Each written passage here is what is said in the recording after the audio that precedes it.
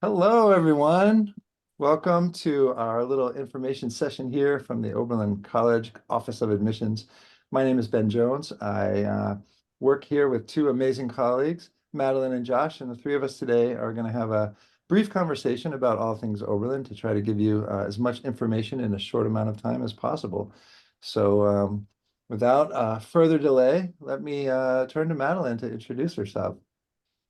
Hi everyone, my name is Madeline Madison, and I am an assistant director in the Oberlin College admissions office. I work with our amazing international applicants, and I am super excited to be with you all today. Hi, everyone. My name is Josh Levy. I'm an Oberlin alum and an associate director of admissions, a member of the international admissions team. I have been the one who's traveled to India as part of our Next Genius partnership. Um, and so I look forward to sharing some more information with you about Oberlin. Awesome.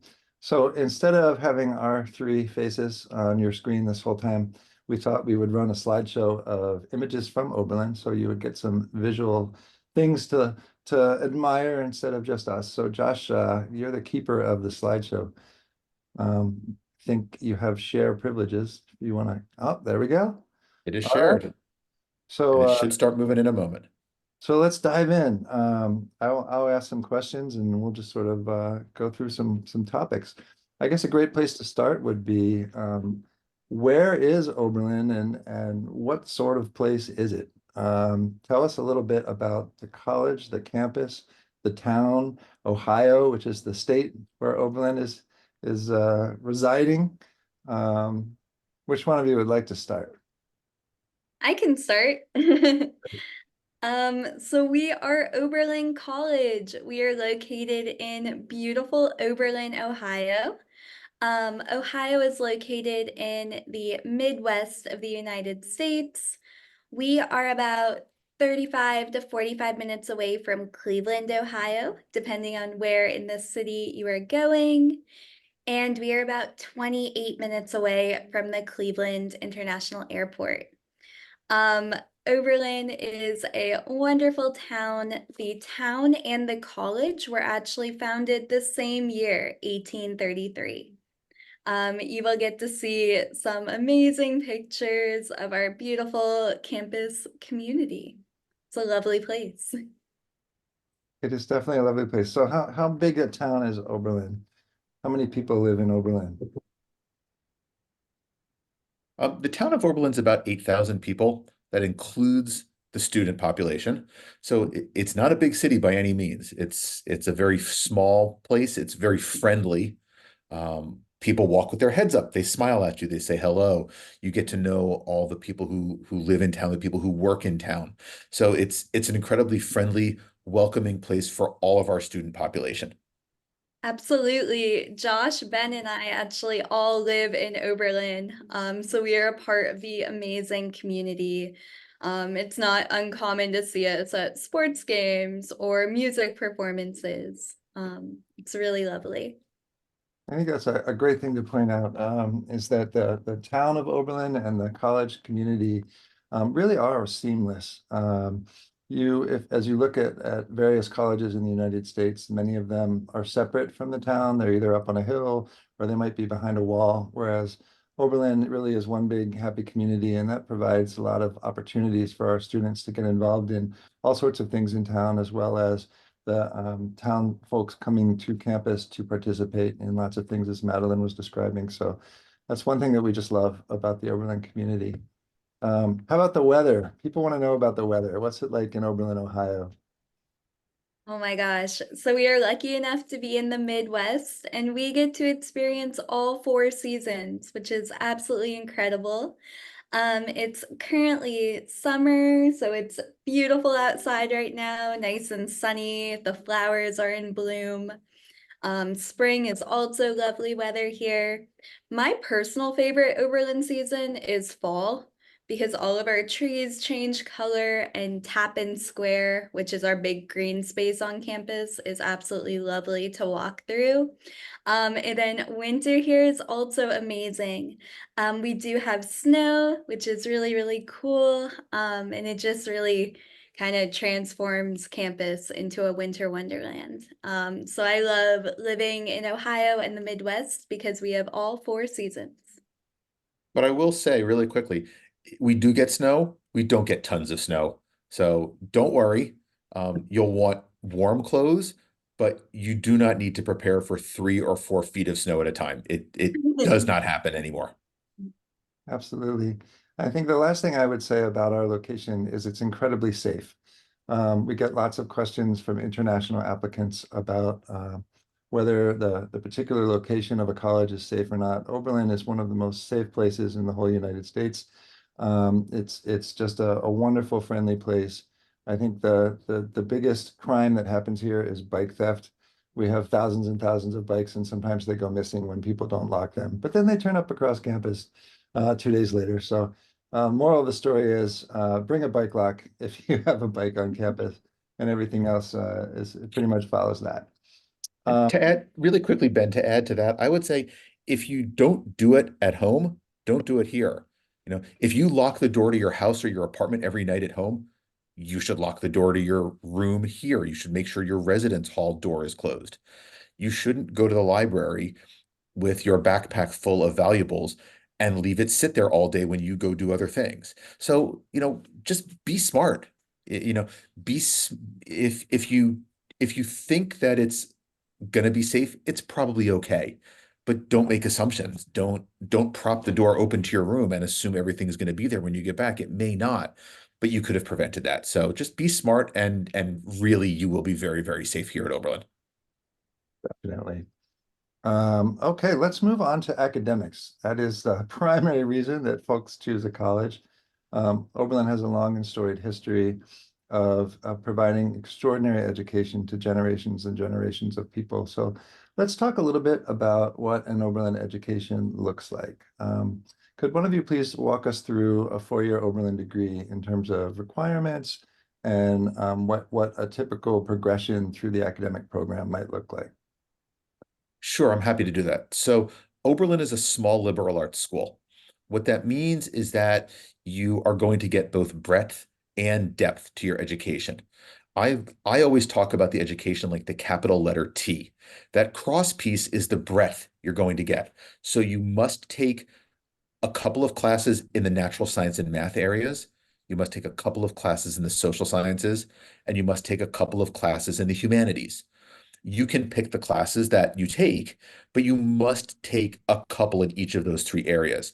We want to make sure that you could go to a reception or a party and talk to lots of people, not just the one person there who studied the same thing that you did. While you are getting that breadth, you also have to get depth. That's your academic major. You declare your major by the end of your second year, and you're going to go in depth in that area, whatever it might be. It might be economics or neuroscience or dance or literature or a foreign language. It doesn't really matter. You're going to get depth in that area, but you're going to get that breadth as well. The education here is really known for being interdisciplinary. So it's not, I'm studying economics and that's all I'm going to study, other than those couple of little other things I need to do. But it's more, how do the other areas that I'm studying, how does history impact my study of economics? How does politics impact my study? How does gender studies or sociology or philosophy? All of these things are important. We want students to think not just about their focus in a silo by itself, but how lots of things influence what they're studying and how they're trying to solve problems. So you're going to come out with a well-rounded education. You're going to come out well prepared for doing whatever you would want to do post-college, if that's a graduate program, if that's a fellowship, if that's an internship or a job. You're going to have great preparation because of this robust education and this interdisciplinary approach to the education. Terrific. Could you talk a little bit about how the major works? Sure, it's going to vary from major to major. So let's say you decide you want to be a math major. Wonderful. Every department has requirements. It typically is approximately 10 courses in that department that will finish your major. To graduate from Oberlin, you need 32 courses total.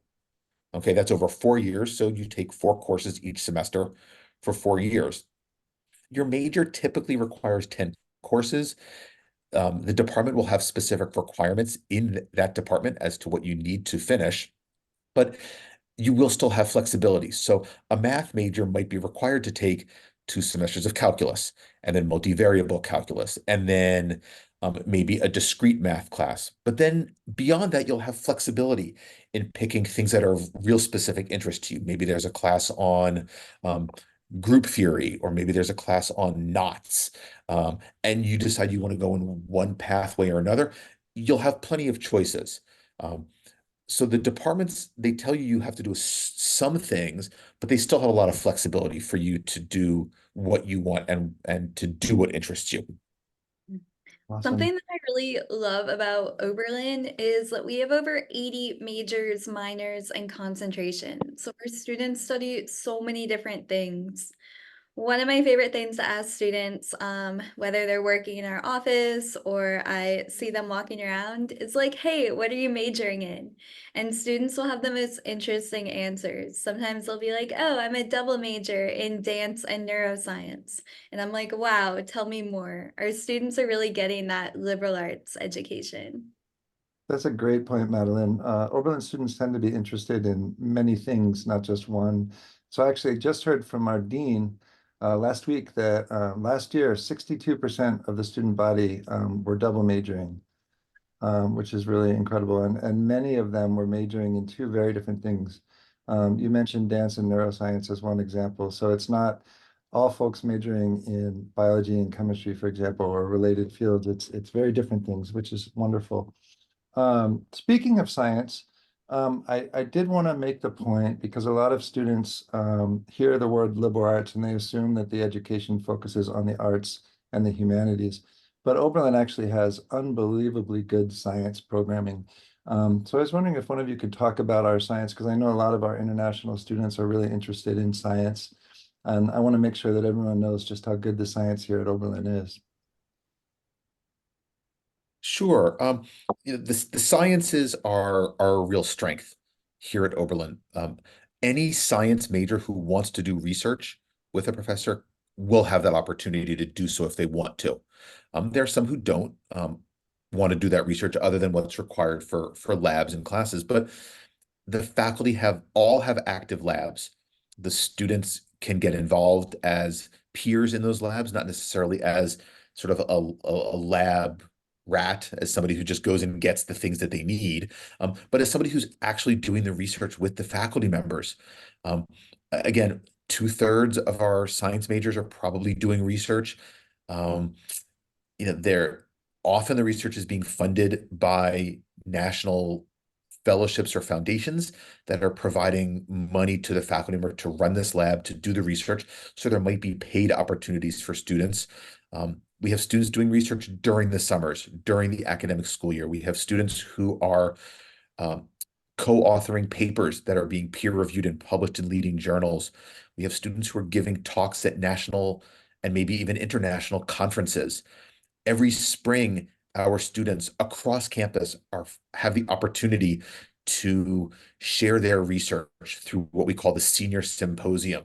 So if you want to do research, you can do it. If you just want to get a great liberal arts, science-focused education, you can absolutely do that as well. We've actually had, Ben, correct me if I'm wrong, 3 Oberlin alumni received Nobel Prizes in the science areas. Um, so you can get an amazing undergraduate science education and go on and have a career in a science-related field if that's what you want to do. Absolutely. And Josh, I'm so glad you brought up research because it's such an important thing for so many of our students. And by extension, other experiential learning is a big part of an Oberlin education. Could you talk a little bit about our Center for Engaged Liberal Arts and all of the things that come with that, including research, but also internships and winter term and study away and other things like that that support the classroom education here? Sure. So the Center for Engaged Liberal Arts is a new initiative we have on campus. And the philosophy is that your education is important. What you do in the classroom is important, but the things you do outside the classroom are just as important because they might change the pathway that you take through your education, to better prepare yourself for life after Oberlin. So research experiences you have might change your focus in your neuroscience major. An internship you do, let's say during January, when we don't offer classes, we have something called winter term, where students focus on just one thing for the month. You might have an internship with a doctor for that month, where you get to shadow the doctor, and you might discover, you know what, I really thought I wanted to be a doctor, but now I see it's just not for me. So the Center for Engaged Liberal Arts brings together our undergraduate research offices, our internships office, our study away office, our fellowships office, to essentially provide one-stop shopping for students who want to have those hands-on experiences to go along with what they're doing in the academic classroom. You can go to college and say, I know I want to study this and I want to do this for my career. And you can be successful. But if you have these other experiences, you might discover that there's something that's a better fit for you or something you enjoy more. And by having these experiences, you're going to be in a better position to be successful later on, with your academics and with your career. Wonderful. Okay, switching gears a little bit to move on from academics, I'd love to talk about community at Oberlin. I know for students from India who are considering traveling very far from home to go to college, they want to know that they will have a home away from home and be able to build community on their college campus. And I'm sure that any parents watching this might also be very interested in how Oberlin really supports community. Could we talk first about community building, generally speaking, at Oberlin, and your thoughts on how Oberlin, the many ways that Oberlin builds community among its students and also with its faculty and staff as well. But then also, if you have any thoughts specifically on international students and how international students build community here as well. And Josh, I think your slideshow stopped going. Yes, the slideshow ended. So now you just have to look at us. Okay, good enough. Amazing. We have an absolutely incredible community at Oberlin. Our students are coming from all over the US, but also all over the world. We are a residential campus, so our students are living together, they are in class together, they are involved in extracurricular activities together. There is a lot happening on our campus. We actually have over 175 student clubs and activities, and we always say if we don't have it, we are able to start it. Students are always coming up with new organizations. Students are able to find other students who might be interested in similar things. And specifically to international students, there are so many ways that international students are able to build community. I think it starts from the very beginning with our international orientation. International first-year students are actually the first ones on our campus. They arrive a couple days before all of the other first-year students. They're able to work with our incredible International Student and Scholar Services Office, which is an office on campus that celebrates and supports our international students. And they are really able to have support in that adjustment of moving from another country to the US. We have so many different student organizations that support international students, including our International Student Organization, our ISO. They are always putting on so many fun events for all students on campus. They do a ton during International Education Week in November. They are really, really wonderful. Great. Thank you so much. Um, let's talk about, I'm going to pause here and go late, but also very important. Let's talk about food. Because another question that we get all the time is the food any good? What are the options? I heard a parent say in a panel the other day that it was their understanding that if the food wasn't good, it could really ruin an otherwise great college experience. So obviously this is a priority for us, and I'd love to just talk about the many, many, many options we have here at Oberlin. So anybody want to dive into that? Oh my gosh, we have so many different food options. We have everything from Stevie, which is like our traditional dining hall, to our late night food options, to our coffee shop, which is located conveniently in our library. They have incredible avocado toast. Um, we have lots of different dining options. One of the really cool ones is actually our co-op system. And this is basically a house where students live together and run the house together, and they also cook for each other. So if you are passionate about cooking, Oberlin is also great for that. But we have lots of different food options here. The food really is good. What I would say though is that it's not going to be like your home cooking. You've probably got the favorites that your parents make or your siblings make for you, or that you like to make. You're probably not going to find every single thing that you can get back home, Mumbai, Delhi, Pune, Kolkata, wherever you are. You're not going to find the variety of food that you might find at home, but you're going to find a lot of different options. In the main dining hall, on any given day for lunch or dinner, there are probably 12 different things that you could have to eat. So there are a lot of options. Um, but I think wherever you go, unless you don't go to college and stay at home, you might miss your home cooking, but that's perfectly natural. You're gonna learn to try new things and be exposed to lots of new food when you're away at college. That's definitely true. And I would also point out our many great options in the town of Oberlin, which is just steps from campus. If you ever just want to get off campus, you only have to go a block or two and you'll find many, many different restaurants that serve the local community, all sorts of international food, and American staples as well. So lots of options for you there. Let's get back to sort of support networks at Oberlin. I'm curious if y'all could talk a little bit about how academic advising works and other academic support systems, whether that's tutoring or you name it. I know we have many, many things that support students in their academic journeys here. So perhaps just talk a little bit about advising and things like that. Sure, I'll talk about the advising part. Every student has an academic advisor before you arrive on campus. They are Their primary role is to work with you for your first 2 years, or really until you declare your major, to just help you explore. They're there to help you get adjusted a little bit. They're there to talk to you about what you feel comfortable studying, what you might be nervous about, what you're excited by for going to college, what you might be a little apprehensive to do. But they're there to help you explore. They're there to help you say, I'm sorry, you can't take 4 math classes at the same time. It's just not going to work well for you. So let's vary it. Let's try some other things. They're they are responsible for making sure you have started to complete the basic distribution requirements. Once you declare your major, a faculty member in that department will serve as your advisor. They're going to continue to make sure you fulfill all the graduation requirements, and they're going to make sure you fulfill the requirements for your particular major. But they're also going to work with you on thinking about what to do post-college. So if you know you want to go to graduate school, they can help you identify graduate schools that are right given your interests. They can write letters of recommendation for you.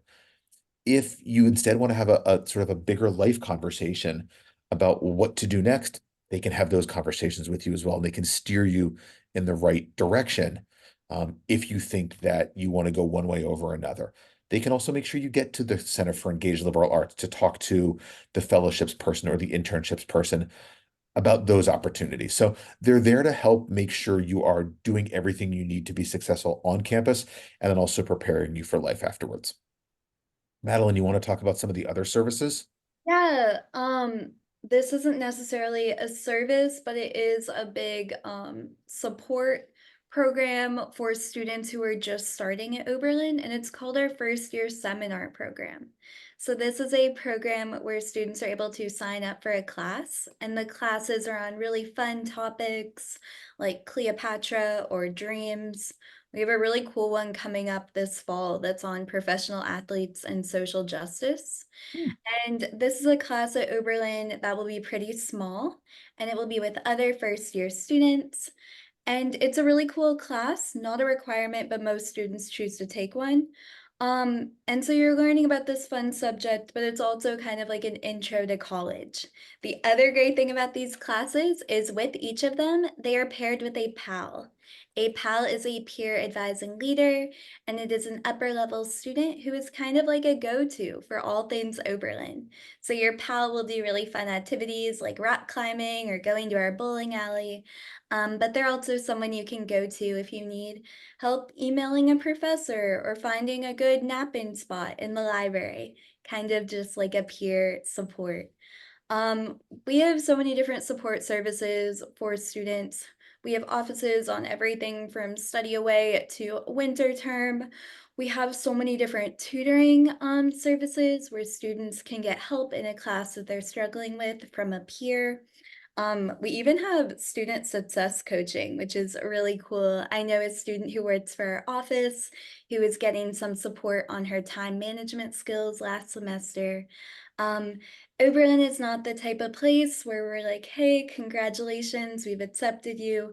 We'll see you in 4 years. Hope you make it to graduation. We are not like that. We really want to support you, both academically and also personally. There's so many different support programs here. Absolutely, and I think a testament to that is the success of our graduates right after they graduate. The two primary paths obviously are moving into a career or going to graduate school, and in both of those areas, our graduates are incredibly successful right out of college. We have incredible placement rates at the world's top graduate schools, medical school, law school, business school. Over the last century, we actually have produced more PhDs than any other liberal arts college. Not us personally, because we don't have graduate students, but students who go on to get PhDs. We still hold that record over the last 100 years, which is really neat. And in terms of jobs, our Career Center is incredibly good at helping students, not just sort of in the final hour, but beginning all the way in your first year, helps you start thinking about what you might want to do after college so that by the time you've finished your Oberlin journey, you're quite prepared to tackle that next step if you want to go right into the workforce. And that's an incredible resource for our students. Um, I know we're running a little long here, so I want to wrap up our Oberlin information and head into sort of more nuts and bolts, things like the admissions process and financial aid. So let's start with the admissions process for international students. And if you want to touch also on the Next Genius Scholarship and how that factors into the admissions process, that would be great as well. Madeline, do you want to talk about the admissions and I'll do the Next Genius? Absolutely. So we try and make it as easy as possible to apply to Oberlin College. Before I get into how to apply, I kind of want to go over our admissions deadlines. So we have a couple different options for students. We have early decision 1 on November 15th and early decision 2 on January 2nd. The only difference between these two deadlines are the dates. Early decision in the US is binding. That is a great option if Oberlin is the place for you, it is where you want to go. But if you apply to Oberlin early decision, then we expect to see you on campus in the fall if you are admitted. We have another great option, which is a regular decision. That deadline is January 15th, and it's a great option if you really like Oberlin, but you also want to kind of keep your options open with other schools. Applying to Oberlin, you can apply using either the Common App or the Coalition app. We fully read your application. We look at your grades and your academic journey. We look at your extracurricular activities. We look at your teacher recommendations and your essay. A quick note about the essays is we don't have any supplemental essays or why Oberlin essay, but we do look at those application essays. Another quick thing about our requirements, we are test optional in terms of the ACT and the SAT. But if English is not your first language or the primary language of your school, then we also require English proficiency results. And we accept the IELTS, TOEFL, or Duolingo for that. So that is a little bit about applying to Oberlin College. Great. The Next Genius Scholarship Partnership, we're really proud to be a part of this. Last year was our first year. We are so excited that we've enrolled 3 students through this partnership, and we're looking forward to continuing along with that trajectory this year. We are looking for really talented students who are really interested in Oberlin. So the Next Genius Partnership application is for at least for the admission part, is pretty similar to what Madeline outlined. What we ask is that by January 1st, you submit your common application to us and you submit all the supporting documentation. So your high school transcript, your guidance counselor letter of support, your academic letters of recommendation, and all of your financial aid documentation. We know that some of this is being submitted by other people, and so if it comes in a little bit after that, that's fine. But what we will do is we will review the approximately 20 applications that have come in for our Next Genius finalists. And then in January, we will conduct a couple of different rounds of interviews with the students. So we'll do a very quick icebreaker where we just want to hear you talk about yourself a little bit, maybe why you're looking forward to going to college in the United States. And that's about an hour. That's it, very short. The next day, we will do a couple of interactive exercises with the students, and then we will make some decisions. As a Next Genius partner, we guarantee that at least one student will be offered a 75% tuition scholarship to Oberlin College. Okay. We may offer more. It depends on how amazing the students are, but we will offer at least one of those. But the students aren't obligated to come. They have time to make the decision. They will find out from us in late January, but they don't have to tell us until May 1st if they're enrolling or not. So we're very happy to work with the Next Genius staff to visit you in India, and to also work with you through the application process. I also want to point out that for all of our students at Oberlin, both US and international, we meet full demonstrated financial need for every student that we admit. So if we admit you to Oberlin, we don't want you to have to worry about how you will pay for Oberlin. We look at your family's financial situation, and whatever part of tuition and room and board your family can't afford, Oberlin will make that up with a financial aid package. And oftentimes, as Josh said, it could be more than 75% if your demonstrated need is more than that. So that's something that we're proud of here at Oberlin, is our ability to meet full need for all students. Okay, well, we have talked quite a long time today. I think we will close here, but we want to leave you with some contact information. In case you have follow-up questions about anything. Will one of you give the international admissions email address? Yes, it is international.admissions@oberlin.edu. Very simple. Excellent. So we hope you enjoyed this video, and we want to send special thanks to our Next Genius friends and for inviting us to make this video. And please do be in touch if you have any follow-up questions. I think we'll close there. Any final words, my friends? Okay. Nope. Looking forward to meeting you all. Definitely. Thank you. Thank you, everyone. Bye.